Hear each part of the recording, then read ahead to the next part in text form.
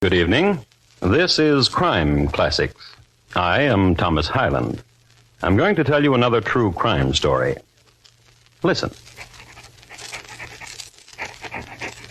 A man writing. Listen closely because it's a quiet sound, an intimate sound. The year is 1795, and the man who is doing this quiet, intimate thing is named Peter Droot. He is writing his will, making with goose quill and parchment his bequest to his children. When he is done, unknowingly he will have made certain the death of his two sons.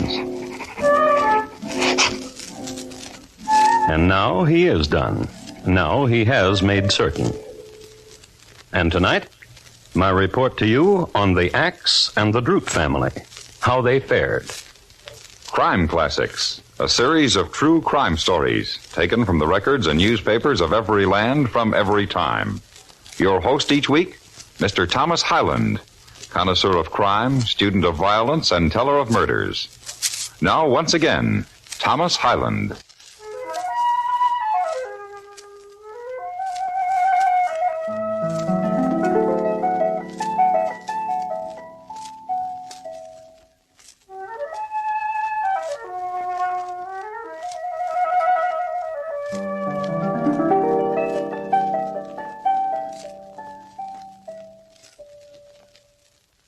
The place is Heidelberg Township, Dauphin County, in the Commonwealth of Pennsylvania. During the closing years of the 18th century, Heidelberg snuggled against a bend of the Susquehanna. Its chief product was people, who were sent downstream to Harrisburg and overland to Philadelphia. So great was the margin of export over import that I can no longer locate Heidelberg Township on a very good map of Pennsylvania. However, during the time that it flourished, it was noted chiefly for its rocks, which were used all over the county to build churches, sheds, barns, and gravestones. The Droot family lived in a stone house, and Peter Droot was so wealthy that he was buried in a coffin imported from Bavaria, which was decorated with cherubs painted on porcelain and other sad scenes. His shroud was of genuine black Westphalian lace. His lawyer was of 100% Saxony stock and came from Philadelphia. And to my daughter Elizabeth, I, Peter Droot, do will and bequeath the sum of £1,000. However, the sums I have already advanced to her in the amount of £800 shall be considered a part of this legacy. And to my sons, Francis and Peter, I leave the residue of my estate. But in the event of the death of either of my sons, without issue... And his daughter Elizabeth, pure product of Heidelberg Township, was moved. Some father I had, to leave to his own true daughter a measly £200. You have done a deception to me. Deception? How? To tell me you were the favorite of the old man's children and would inherit the money. This is deception. To get me to be the husband of you. John. What? I did not mean to deceive you. Get thee away. I begged you to believe me. Get thee from the chair and take my hand. The likes of you, a spouse to the likes of me. I'm sorry. I said it, Elizabeth. Get thee away. That vile man, that father to me, to have done this to his daughter, that I have to wait until the death of my brothers to get to his wealth. That I have to wait until the death of my brothers to get to his wealth. That I have to wait until the death of my brothers. Yes, I heard it. And that as each one of them would die, I would get £500. Yes, I heard it. Elizabeth. What, husband? How well do you love your brothers? Francis is the oldest, and I can recall one day at the quarry when he struck me with a stone. This scar. And the younger one, Peter. Who was named for my father, and as cruel as my father, and who became my father's favorite in my stead. Who once called me a name I shall never forget. Were they to die? I am sister to them. I should weep. In your arms, husband. And you would make me smile again. Smile now. In your arms? Yes.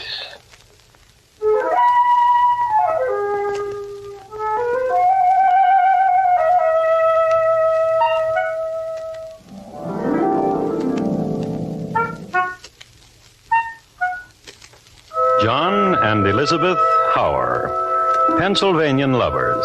He, a stonemason who had more epitaphs at the tip of his chisel than any stonemason in the county.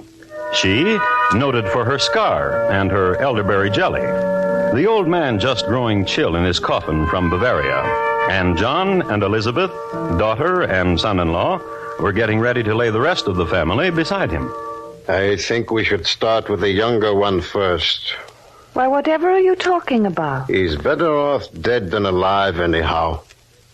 Why, whatever are you talking about? Put me down. Put me down.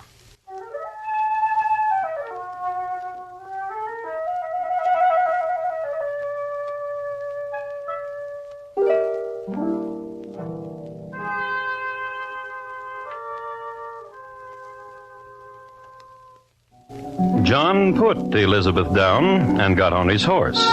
He rode to Harrisburg at a clip which can only be described as furious.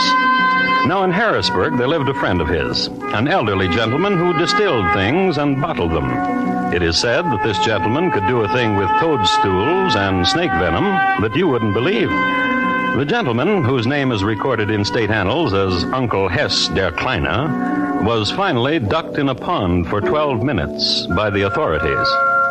Well, John bought a few ounces of an essence from Uncle Hess and rode back to Heidelberg Township. And the next day, in the stone quarry, this is what happened. And how is your brother Francis these days, Peter, lad? I don't see much of him these days. He's busy counting his money, I suppose, and yours. He is a farmer. He farms. A question, lad. Aye, John? Have you had the fancies lately? How do you know about that? Your sister, lad. She told me. How since a lad you have been seeing strangies and ghosties and whatnot. And what of it? Nothing, lad. Nothing. It is true that I have been visited. And me, too. Last week I was lying beneath the stars near the barn. And there was a wailing. And I look about me. Such a beautiful fancy she was. And she was crying. Go on, John. Of such beauty. And I reached out my hands to her, and her image was smoke. Wondrous. I can see her any time I wish it. How? I have a thing here, a potion, a small bottle of it, prepared specially to lie under the stars to see this wondrous, beautiful lady. Was she indeed so beautiful? I am unschooled. I have not the words for her beauty. Please. What, lad? Give me of that vial. Let me taste. She stirs your imagination, lad. Yes, oh yes. You can almost see her in your mind now, can you not? Even while you talk, I try to imagine her. Please, give me of the vial. Here, drink it. Yes. All of it. Good lad. Tonight, lie down under the stars and see what will happen to you. Thank you, John. The bottle is good no longer. Throw it away, lad.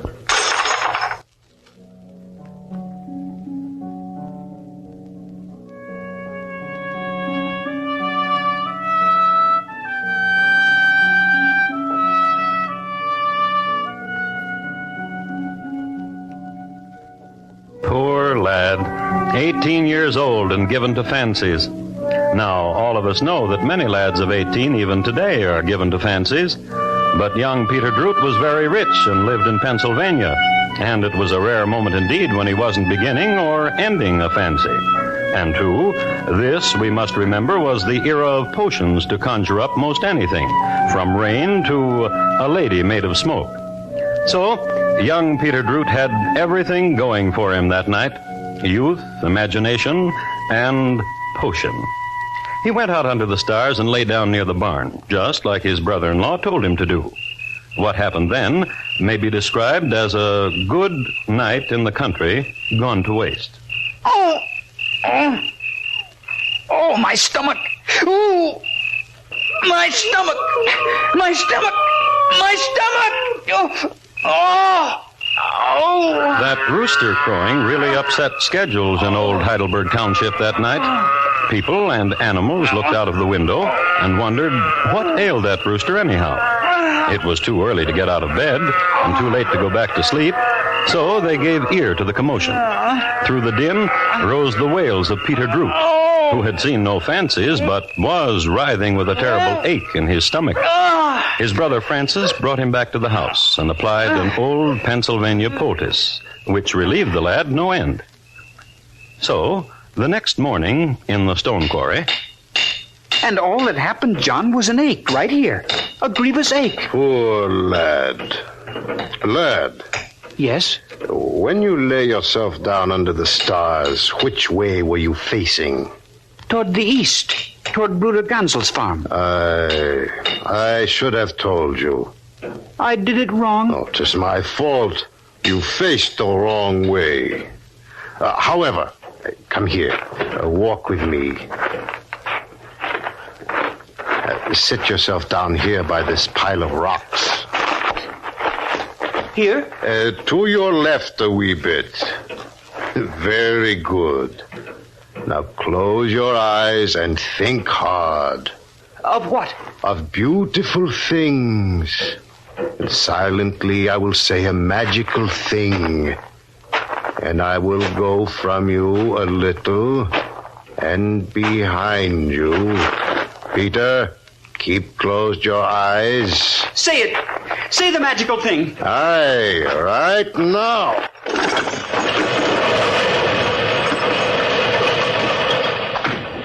Men, all of you, the lad Peter Droot is buried beneath the rocks. He is dead. No.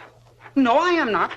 The slide of rocks did not touch me. I heard their sound and I leaped and I... What a relief it is to me. Oh, how happy I am.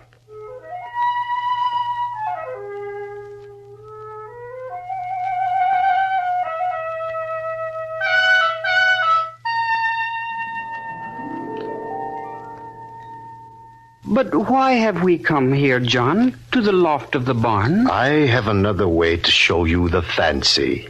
How? This rope I have here tied to the rafter. Place it about your neck. Very well.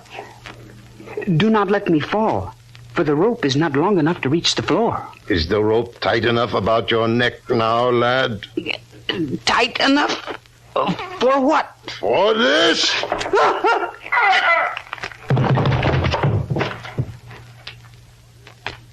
John?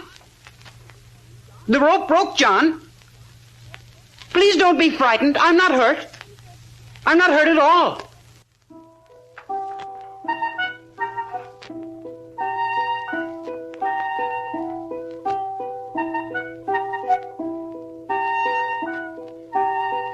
And as long as Peter stayed alive, John couldn't collect any of the legacy, which is why John sat in a hayloft, head in hand, and pondered.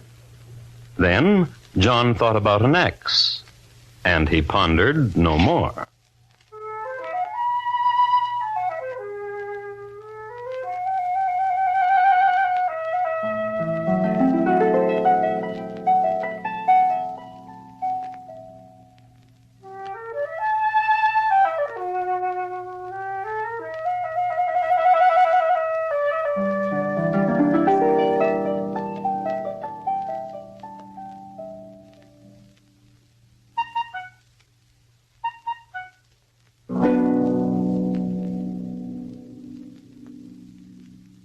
You are listening to Crime Classics and your host, Thomas Hyland.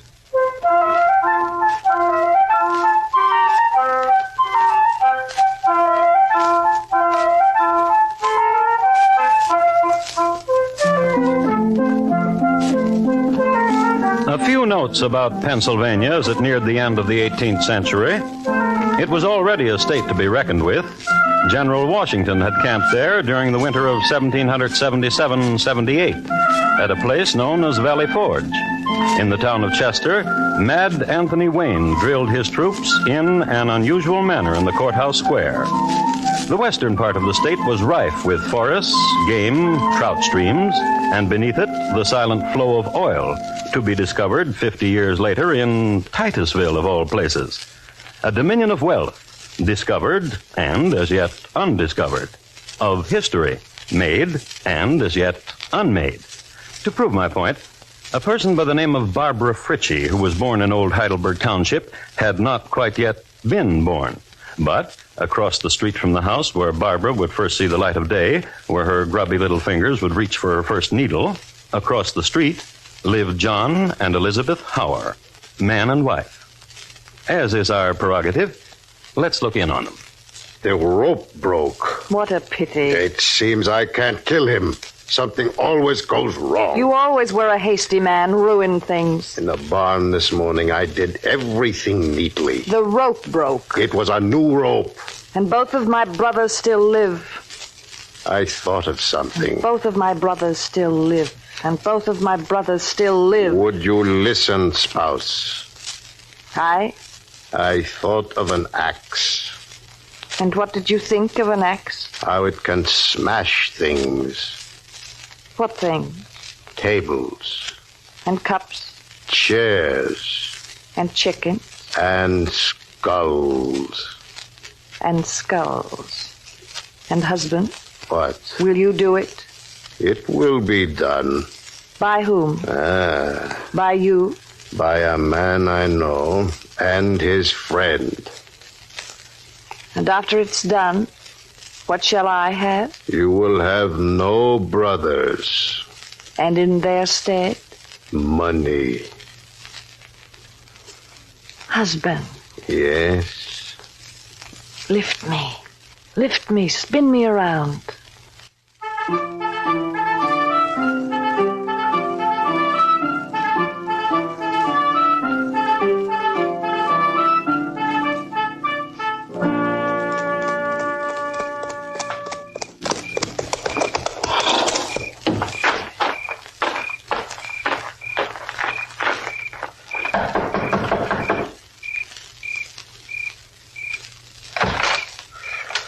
Aye? What is it? To talk with you, Charles. Come in, man.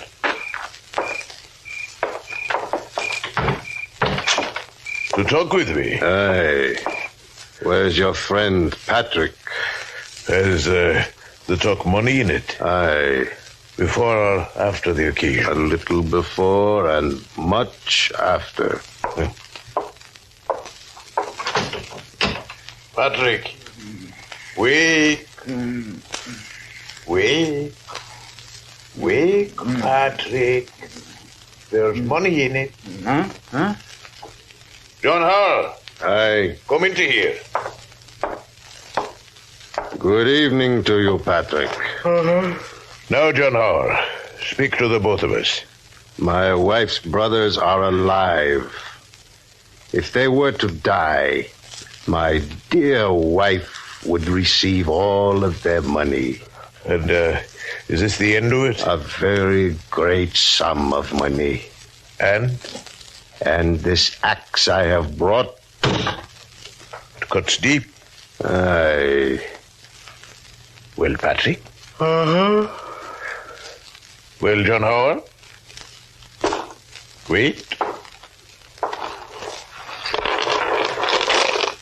It is enough. For now. Patrick, get out of bed, man.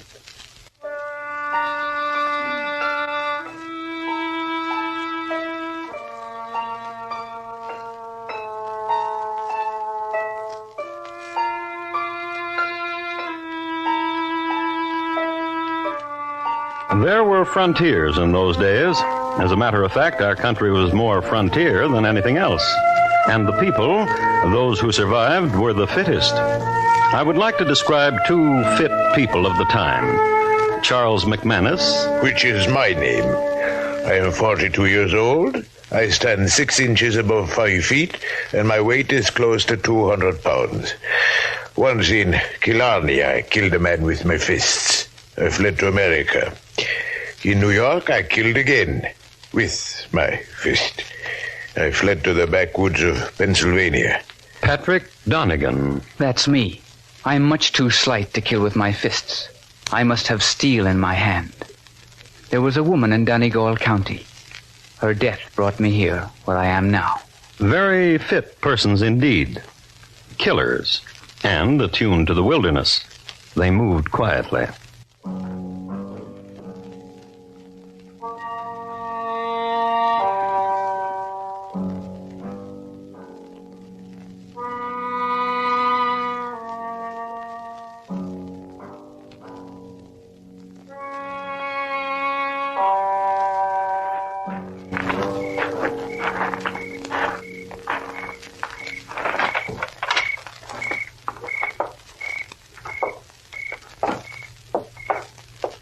The older one sleeps there, he said.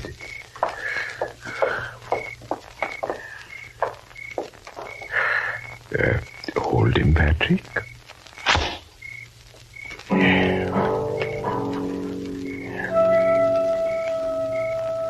And the young one sleeps in there, he said.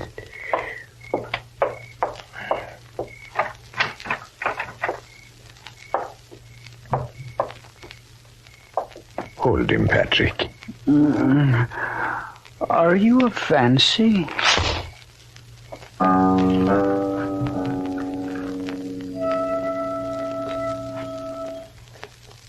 Now we can go.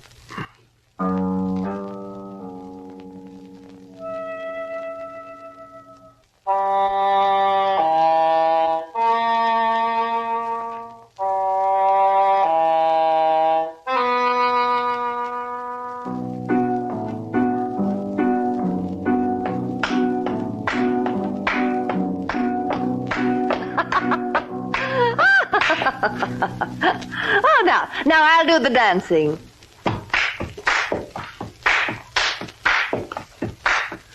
Come to me. Come to me. We are dead. They are dead. Outside the night is warm. And there is moon. And there will be us. Gently. In a moment. John, hold me. Hold.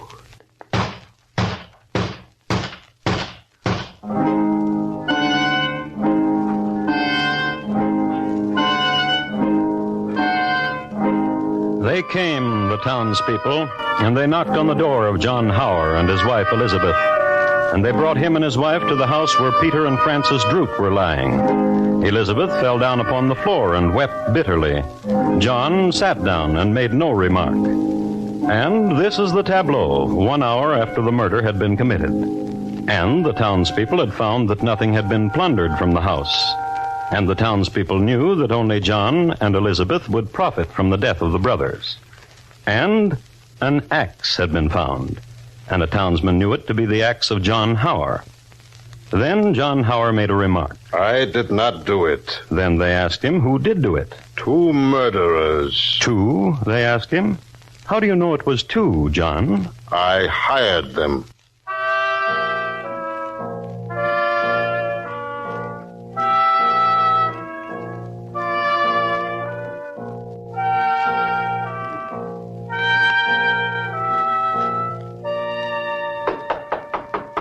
Aye, what is it? So now it is, Charles. Open. Who are these people? What people have you brought with you? The man holding the torch there is Abner.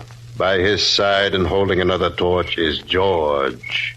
And then next to him, neighbors and neighbors and neighbors. They have come after you and after Patrick. For what? For what you have done. For what? For the murder of the brothers of my wife. You hired us, John. I told them that. Patrick, wake up.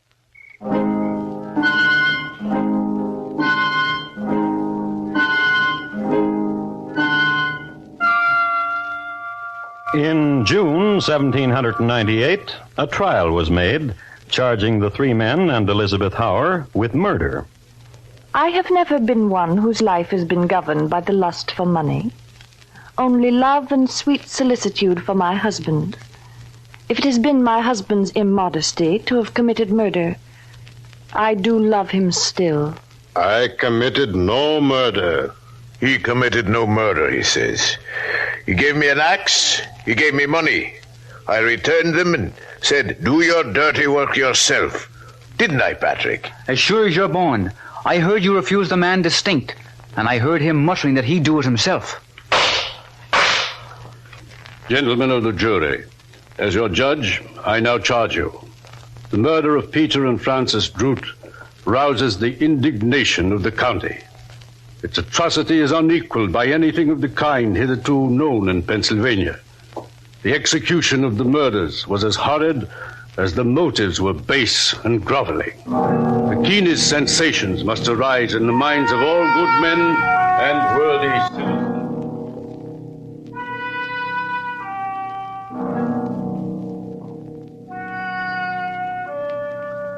The judge then went into particular detail of all the evidence that had been given and committed the case to the jury at 4 o'clock on Sunday afternoon.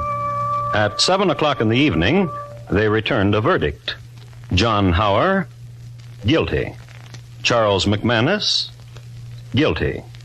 Patrick Donegan, guilty. Elizabeth Hauer, not guilty. I'm pleased. I'm so pleased.